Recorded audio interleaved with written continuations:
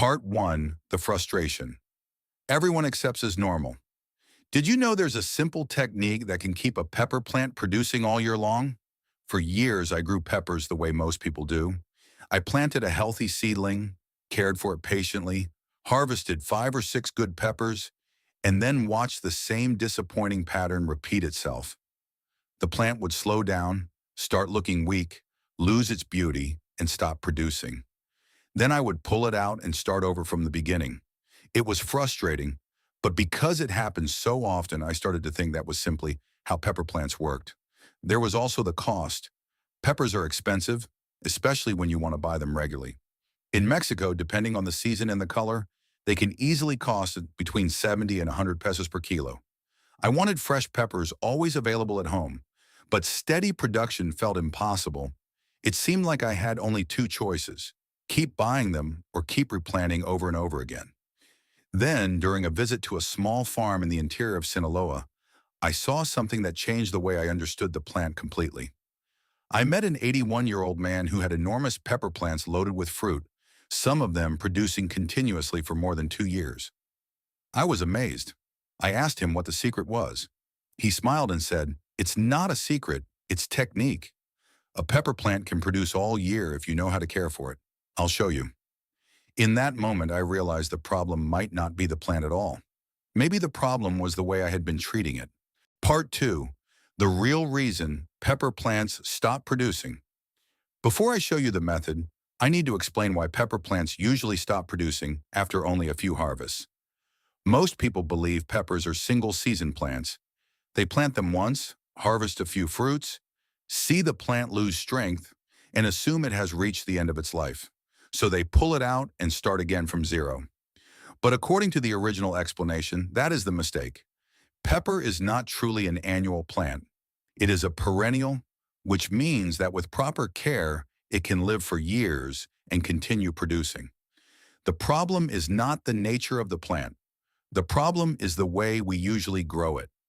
After the first harvest, the plant begins to look tired. It has spent a great deal of energy producing fruit. Older leaves start turning yellow, some stems weaken, growth becomes irregular, and the overall appearance is no longer as healthy as before. Most people read those signs as disease or as proof that the plant is finished, but many times it is neither. What the plant is asking for is not to be removed. It is asking to be renewed. In nature, plants do not produce continuously forever without change. They move in rhythms. They grow, flower, fruit, rest, reorganize themselves, and then produce again. But in the home garden, people often demand continuous harvests without giving the plant the recovery it needs to sustain that effort. That is where exhaustion begins. The roots may still be alive and the stem may still hold potential, but the upper structure ages, the internal balance breaks down, and production falls. This method works because it does not fight the biology of the plant. It works with it, and that changes everything. Part 3, the core technique of renewal pruning. The main technique is called renewal pruning, and it sounds more aggressive than it really is. This was the first lesson the old man from Sinaloa taught me. He said that if I wanted peppers for years, I had to stop being afraid to cut the plant. That is where many people fail. They fall in love with the size of the plant and assume that more branches and more leaves always mean better production. But that is not always true. A pepper plant can look large, full, and impressive while producing very little. Meanwhile, a well-pruned plant with fresh shoots and renewed structure can produce far more. The first pruning usually happens after the first major harvest, normally around 2 months after transplanting, when the plant has already produced its first fruits and is starting to show signs of fatigue. At that point, using clean, sharp scissors, you cut the main branches back by about half. Exactly that. This is not just trimming the tips. It is a real reduction of the plant's structure to force it to regrow with strength. Each cut should be made just above a node, the point where leaves or side shoots emerge. If the cut is slightly angled, even better, because water runs off more easily and the wound heals faster. At the same time, you remove yellow leaves, dry branches, damaged parts, and weak shoots that do not contribute anything useful. When you finish, the plant can look almost bare, and that moment scares people because it feels like everything has been ruined. But that is exactly where renewal begins. You are not destroying the plant. You are preparing it to come back stronger. Stretch Part 4. What happens after the cut changes? Everything in just a few days, new shoots begin to appear where the cuts were made. Within 1 or 2 weeks, the plant can look completely different. The new leaves come out greener, more active, and more efficient. The young shoots have more vigor, more strength for flowering, and more potential to produce healthy fruit. Instead of carrying an old and exhausted structure, the plant starts again on a base that is already established. And that is what makes this method so powerful. You are not starting over from seed. You are taking advantage of a plant that already has a strong root system, a formed trunk, and the ability to respond quickly. That is the real advantage. You do not lose time rebuilding everything from the beginning. The roots are already there, the plant is already adapted, and its response can be much faster than that of a new transplant. That is why, after this pruning, it is normal for new flowers and a new round of fruit to appear about 45 to 60 days later. And here is the most important part. This is not a one-time pruning, it is a cycle. Every time a productive phase ends and the plant starts showing fatigue again, you repeat the process. You do not wait until the plant falls into deep decline.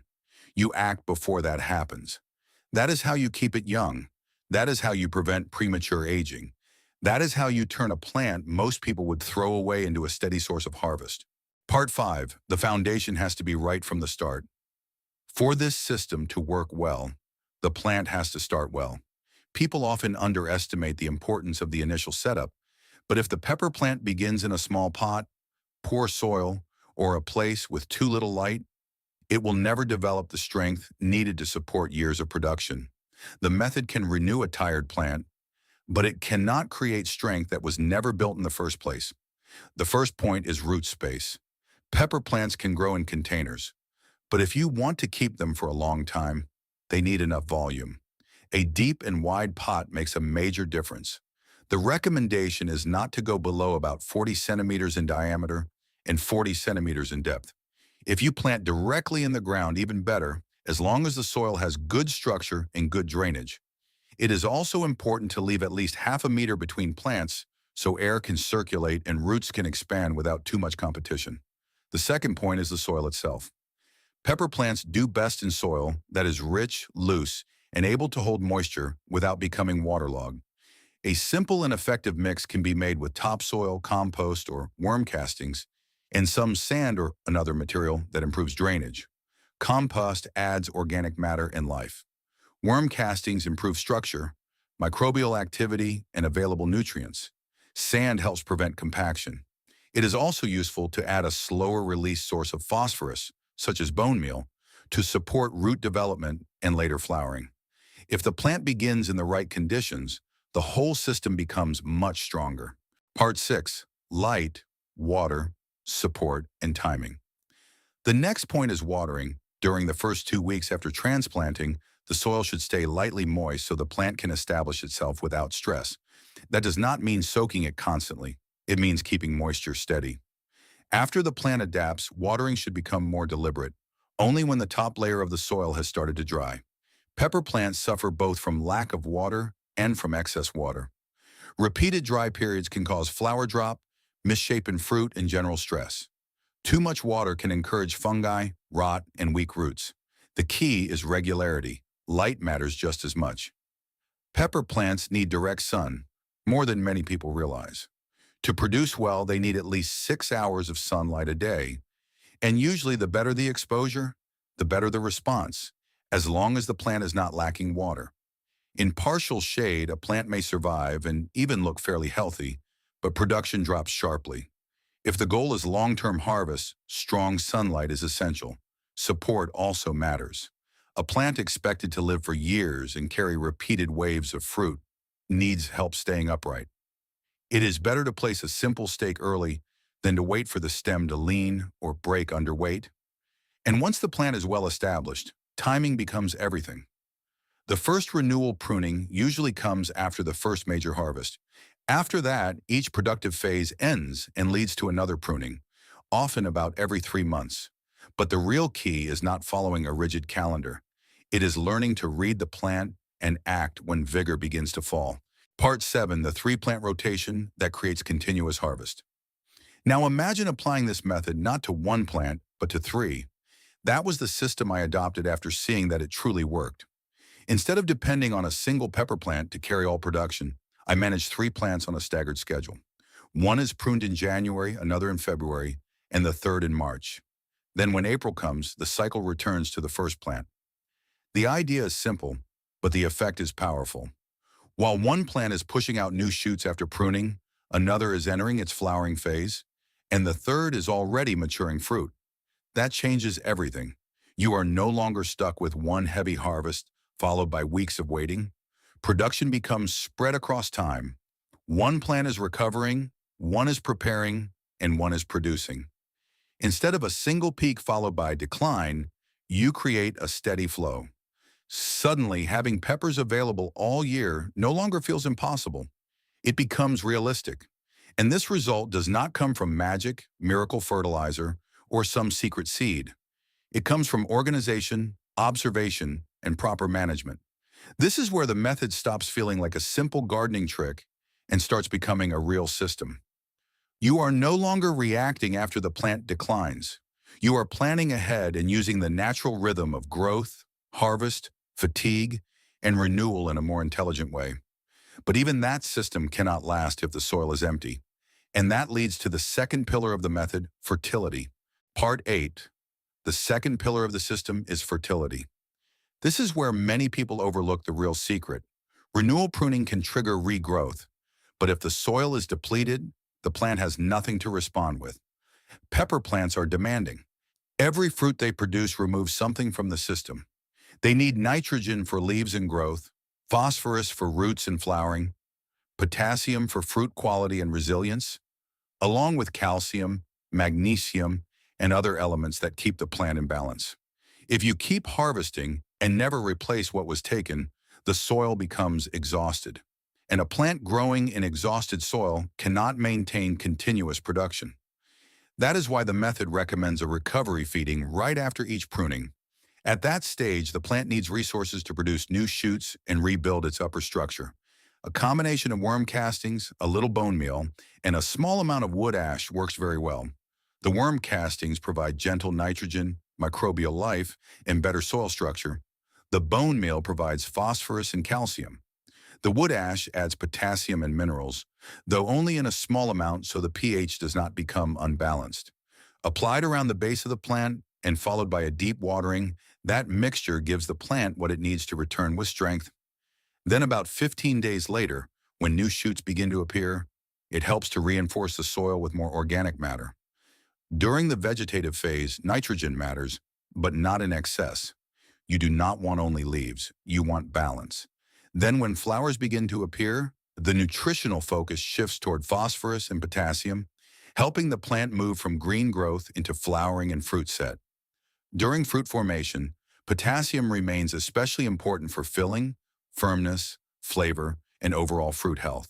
Part 9, the small daily care habits that decide the outcome. Between one pruning cycle and the next, there are daily and weekly habits that may seem small but make a major difference. The first is consistency with water.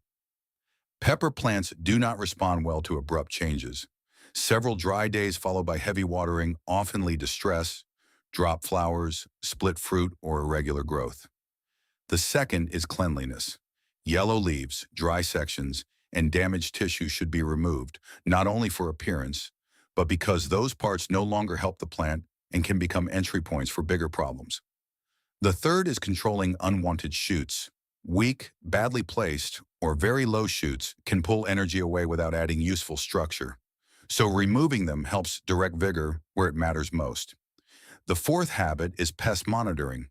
Pepper plants can attract aphids, whiteflies, mites, and other unwelcome visitors. But if you inspect the plant once a week, especially the tender new growth in the undersides of the leaves, you can usually catch a problem before it becomes serious. That changes everything because a small infestation is much easier to manage than one that is already established. The method explains that mild solutions such as potassium soap or neem oil are often enough when used in time. The fifth habit is protecting the plant from cold. In some places, Cold nights can slow the plant dramatically, so a light covering at night can help keep the system active. The sixth habit is diversity in feeding. It is not ideal to depend forever on just one source. Alternating worm castings, ash, biofertilizers, and other organic inputs helps maintain better balance in the soil. Even the way you harvest matters. Pulling fruit by hand can damage the stem or branch, so it is better to cut with scissors and leave a short piece of stem attached. It also helps to harvest on time, because leaving overripe peppers on the plant too long delays new flowering. Regular harvest encourages continuity. Part 10. The best varieties, common problems, and the deeper meaning of the method variety matters too. In general, the original explanation says that traditional, rustic, open-pollinated varieties tend to adapt better to this kind of long-term management. Varieties selected mainly for fast industrial production do not always respond as well to constant renewal because they were bred for a different purpose. A more traditional line often has better regrowth, greater tolerance for changing conditions, and a more balanced relationship between vigor and fruiting. That does not mean only one variety can work. It means that if you have a choice, it is worth paying attention to material that responds well to a living, long-term system. Even then, problems can still appear, and part of learning the method is learning how to interpret them. If the plant does not regrow after pruning, that often points to lack of nutrients, previous weakness, or a serious watering problem. If flowers appear but fall before forming fruit, the cause may be water stress, excessive heat, or poor pollination. If peppers come out small or misshapen, there is often some nutritional imbalance or inconsistency in watering. If you see spots, wilting, or soft tissue, it becomes necessary to check airflow, excess moisture, and possible fungal problems. None of these signs mean the method has failed. They mean the plant is communicating, and the sooner you learn to read those signals, the more stable your production becomes. But the real value of this system is not only economic, even though saving money matters. A pepper ripened on the plant and harvested at the right moment has deeper flavor, better texture, and stronger aroma than one cut green for market logistics. And the experience of stepping into your patio, terrace, or garden to harvest what you will cook that same day brings a satisfaction that store-bought produce cannot match. When a plant stops being disposable and becomes something that keeps giving for years, your whole way of thinking begins to change. You stop chasing quantity alone and start building continuity. That is why the memory of the old man from Sinaloa stayed with me. A year later, his plants were still there, still large, still strong, still full of fruit. When I asked which one was the oldest, he pointed to one and said it was 4 years old and had never stopped producing. That line captures the whole method. This is not a miracle. It is a better relationship with the plant. Not pulling it out the moment it gets tired, not confusing fatigue with the end, but learning how to renew it, feed it, and support it so it keeps giving. Many times the answer is not starting over. It is learning how to intervene better. So if your pepper plant looks tired after a few harvests, do not pull it out too quickly. Look again. Maybe it is not finished. Maybe it is just waiting to be renewed.